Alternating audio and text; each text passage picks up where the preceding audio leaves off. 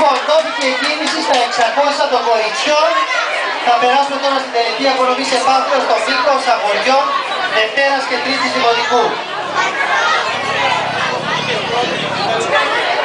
Τρίτος νικητής, χάλκινο μετάλλιο, ο Μανώλης Κοκκινάκης.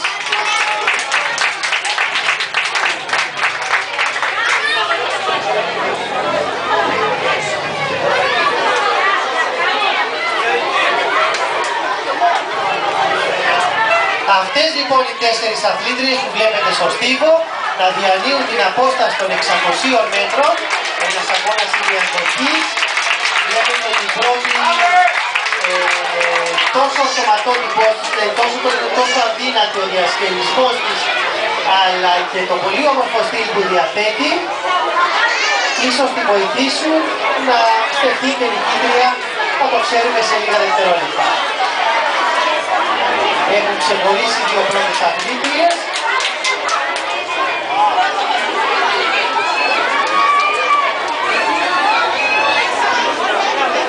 Μάλλον πως η πρώτη νικήτρια με την κόκκινη εμφάνιση